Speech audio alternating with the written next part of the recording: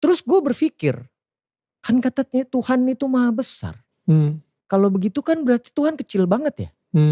Maksudnya gue jadi berpikir, gue bertanya gitu, kenapa gitu. Dan gue gak pernah punya dapet jawaban yang jelas gitu, yang pas gitu. Bahwa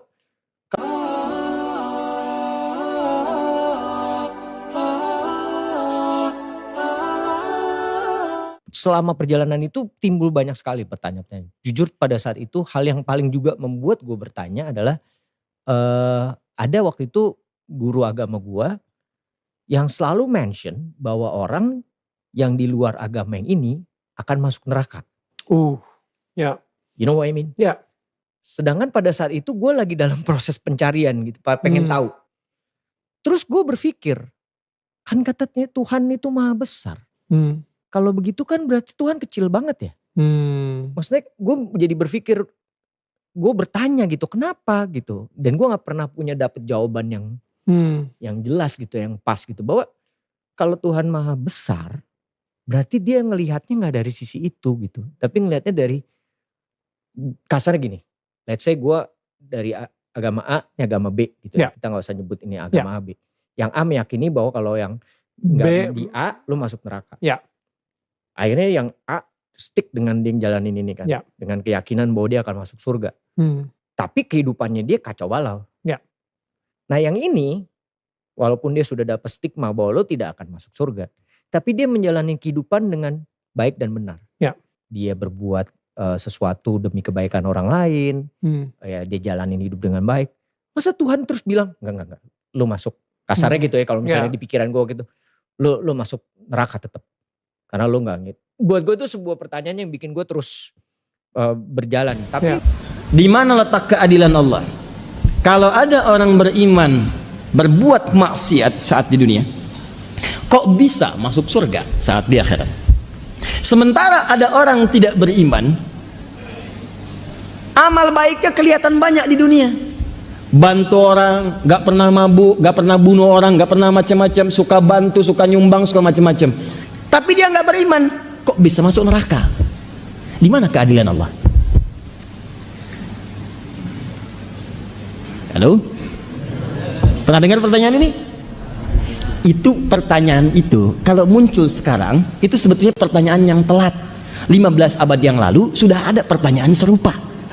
Nah, siapa yang bertanya itu? Sayyidah Aisyah Ummul Mukminin radhiyallahu taala anha bertanya kepada Nabi, ya Rasulullah, itu si fulan belum beriman tapi amal baiknya kelihatan banyak banget, suka bantu, suka nyumbang, suka ini, suka itu, nanti di akhirat masuk surga enggak? Anda tahu, begitu pertanyaan itu muncul, yang turun langsung surah dengan namanya Al-Furqan, ayat yang ke-23. Tuh. Ya, kalau Anda nggak belajar nih isi-isi di Quran, kadang-kadang tuh logika semacam ini kalau iman kita lemah itu bisa langsung jatuh seketika. Dan ketika jatuh pada titik nol itu mudah diarahkan kemanapun. Hati-hati. Wa qadimna ila ma amilu min amalin faja'alnahu haba'an manthura. Quran surah ke-25 ayat 23. Hambaku, aku ciptakan kau itu untuk banyak ibadah, jangan banyak mainnya. Wa ma khalaqtul jinna wal insa illa liya'budun. Wa qasamtu laka rizqaka fala tat'ab. Dan kamu mesti yakin aku telah tentukan kadar rizkimu, jangan terlalu lelah. Kerja ini hanya untuk mengumpulkan. Aku udah bagi, kamu berikhtiar, kamu dapat. Kamu mendekat kepada saya untuk ibadah, saya berikan keberkahan dan luaskan rizkimu. Kamu tinggalkan saya untuk mencari dunia, maka saya akan buat kamu sibuk dalam urusan dunia. Kamu merangkak mencari dunia, sibuk, malam mikirin dunia, sore mikirin dunia, siang mikirin dunia. Dan kata Allah, saya pastikan kamu pun tidak akan meraih lebih daripada apa yang telah aku tetapkan untukmu. Di mau secapek Anda pun dapatnya cuma segitu juga. Jangan terlalu banyak mainin. Nah, jadi kalau kita ingin bicara surga dengan neraka, fokus baik-baik, maka tempat yang dibicarakan bumi atau akhirat? Saya ulang. Di bumi ada surga tidak? Tidak. Ada neraka tidak? Tidak. Nah, di mana ada surga? Di akhirat. Kan pertanyaan tadi, kenapa dia tidak masuk surga, yang lain masuk surga? Berarti Anda sedang bicara hukum akhirat, bukan sedang bicara hukum dunia. Jelas? Nah, Dalam kaidah mengatakan di setiap tempat yang berbeda pasti memiliki hukum yang tidak sama. Jangankan masalah akhirat, di bumi saja kalau tempatnya beda hukumnya tidak sama. Toilet Lebak Bulus akan beda dengan toilet Kampung Rambutan. Di sini bayar 1.000, sana 2.000. Parkiran sini 3.000, parkiran sana 4.000. Anda ke GGP dengan Grand Mall, jangan harap kemudian bayarnya sama. Saya dari GGP bayarnya segini, kenapa di sini beda? Kalau mau sama Bapak parkir di Grand Mall sana, bayarnya ke sini. Silahkan.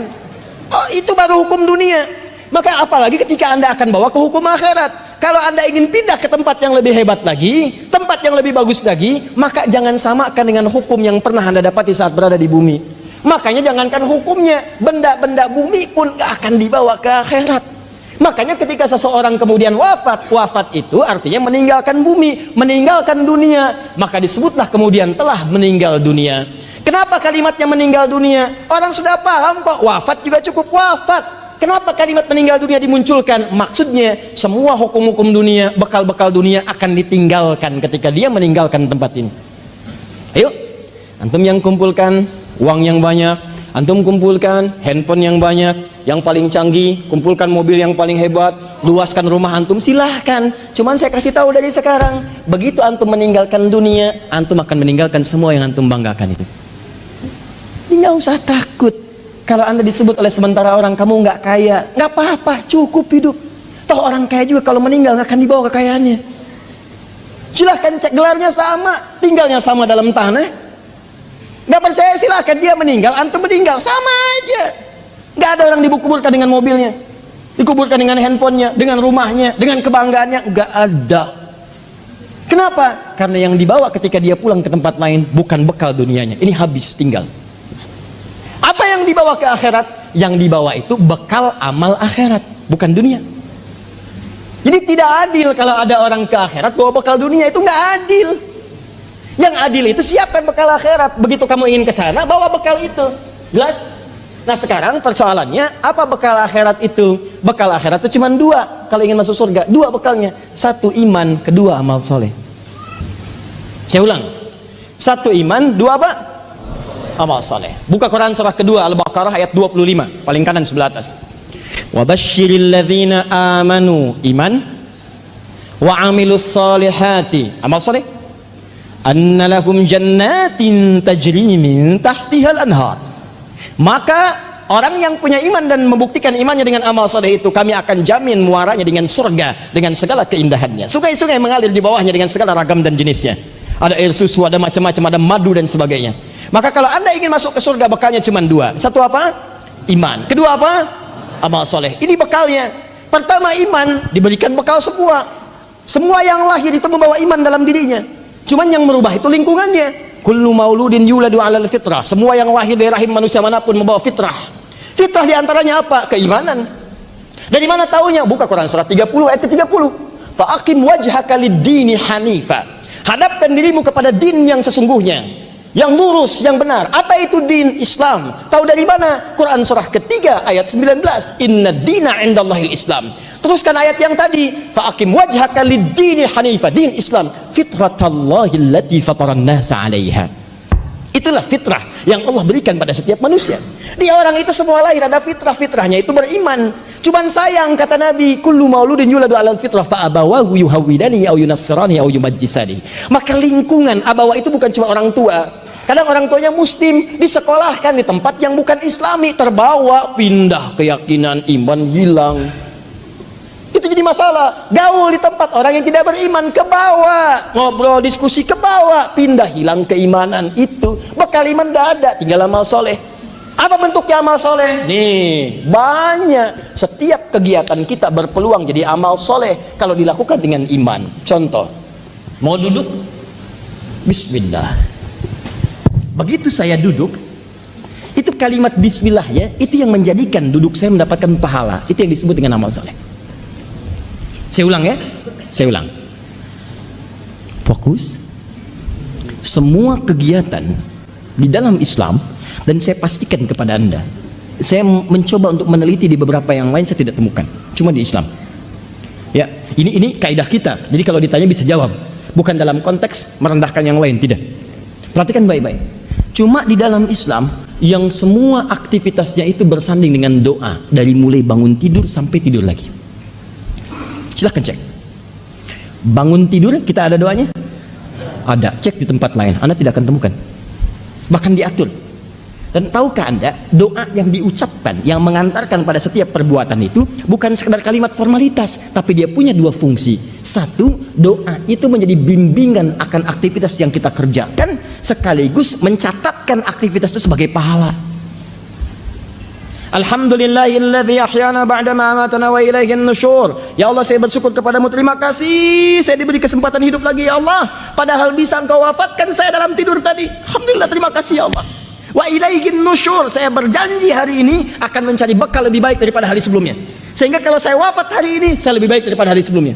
Nusyur itu menyebar untuk mencari bekal, itu artinya. Dan Anda katakan sejak bangun tidur, hari ini saya berkomitmen akan lebih baik daripada hari sebelumnya. Jadi kalau sebelumnya nggak jamaah, hari ini jamaah. Sebelumnya membaca Quran, hari ini baca Quran. Sebelumnya nggak sedekah, hari ini sedekah. Anda berpikir bagaimana kalau wafat hari ini harus lebih baik daripada hari kemarin. Mudah-mudahan saat sujud meninggal, saat sedekah meninggal, saat baca Quran meninggal. Itu maksudnya, itu bimbingan. Begitu Anda ucapkan, maka bangun tidur Anda dituliskan pahala. Itulah amal soleh. Itulah amal soleh namanya. Nah, amal soleh yang naik ini, yang naik kemudian dicatat sebagai pahala, itu wujudnya disebut dengan hasanah. Muncullah keterangan di Quran surah ke-6 ayat 160. Man jaa'a bil hasanati falahu asyru amsalha. Setiap mengerjakan satu kebaikan diniatkan karena Allah, doanya muncul, maka ditulis 10 10 10. Bangun tidur, alhamdulillahilladzi ahyana ba'da ma amatana wa ilaihin nusyur. Amal soleh 10 hasanah kebaikan, naik ke atas. Itulah bekal akhiratnya, bukan dunia. Mau makan, ada doanya. Mau minum, ada doanya. Ke toilet, urusan toilet aja ada doanya. Silakan. Masuk keluar bersin, ada doanya. Silakan. Di mana orang bersin ada doanya kecuali dalam Islam? Orang yang bersin ada doanya. Apa doanya saat bersin? Alhamdulillahirabbil alamin. Masya Allah. Kita jawab apa? Yarhamukallah. Dijawab lagi, Masya Allah. Kecuali dalam sholat. Jadi kalau ketika imamnya Allahu Akbar, Bismillahirrahmanirrahim, ada yang bersin, Alhamdulillahirabbil alamin, itu bukan jawaban, dan makmum nggak usah jawab yarhamukallah, nggak bisa. Tidak, ada semua. Masuk masjid ada doanya, keluar masjid ada doanya. Tahukah Anda ketika Anda mengucapkan doa itu sesungguhnya adalah ladang-ladang amal yang kita kumpulkan, pundi-pundi pahala yang kita harapkan. Nah, kalau Anda nggak hafal doanya, gampang. Kata Nabi, lihat, kullu amrin dhi balin la yubda'u fihi bi bismillahirrahmanirrahim fa huwa abtar. Di riwayat lain aqta. Setiap perbuatan baik, yang baik-baik, ingat, yang baik-baik. Kalau tidak baik, tidak berlaku.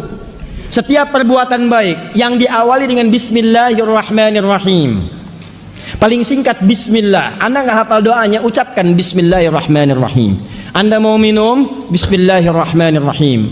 Atau ingin singkat, bismillah. Makan, bismillah. Baca kitab, bismillah. Masya Allah, alhamdulillah.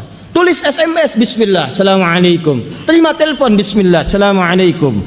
Bismillah, bismillah. Itu begitu dikerjakan, kumpul pahala. Cuma yang baik-baik aja, yang nggak baik nggak bisa. Korupsi pakai bismillah, nggak bisa. Nah, itulah yang disebut amal soleh, wujudnya hasanah. Makanya saat kita hidup di dunia, kita berharap semua aktivitas itu jadi hasanah, supaya ke akhirat itu melihat hasanah lagi. Maka Anda berdoa mengumpulkan hasanah dunia dan akhirat. Hasanah dunia, hasanah akhirat. Apa itu hasanah? Semua kegiatan jadi pahala. Pahala itu bekal untuk pulang. Apa dasarnya? Iman. Nah, yang jadi persoalan, yang tadi itu yang pengen ke surga, dia berhasil dengan aspek yang lain, buat baik. Cuman dia nggak punya iman. Iman itu yang menjadikan amal jadi soleh. Kalau nggak ada iman, amalnya tidak disebut soleh. Amal aja. Amal itu dibagi 3. 1 amal soleh, 2 amal salah, 3 amal aja. Apa itu? Amal adi namanya, adi aja, amal rutinitas. Baik dipandang baik oleh semua orang baik. Kalau soleh itu amalan yang dipandang baik oleh Allah, itu soleh. Makanya istilah soleh itu istilah dalam Islam, istilah dalam Quran. Ada di Quran surah ke-7 ayat 189. Lain ataitana solihah lanakunanna minasyakirin. Takwa istilah Quran, iman istilah Quran. Tidak ditemukan dalam hal-hal yang lain. Itu istilah Quran itu. Istilah Quran. Di ketika Anda mengatakan teman-teman, amal soleh, amal yang diridhoi oleh Allah. Kapan amal diridhoi oleh Allah? Ketika ada iman dalam mengerjakannya. Anda pun sholat kalau nggak pakai iman, kelihatannya ibadah, tapi Allah nggak ridho, nggak jadi amal soleh. Bahkan disebut celaka. Fawailul lil musallin, celaka orang sholat. Yang sholat aja bisa celaka, apalagi yang nggak sholat. Itu kesimpulannya. Apakah semua orang sholat celaka? Tidak. Alladzina hum an sholatihim sahun, alladzina hum yura'un. Karena nggak ada iman, dia nggak pengen dilihat Allah, pengen dilihat oleh orang lain. Infak tanpa iman gagal, habis amalannya. Ambil telan bah. Infak Anda, masya Allah, 1 miliar, bikin kemudian pamflet dari Sabang sampai Merauke.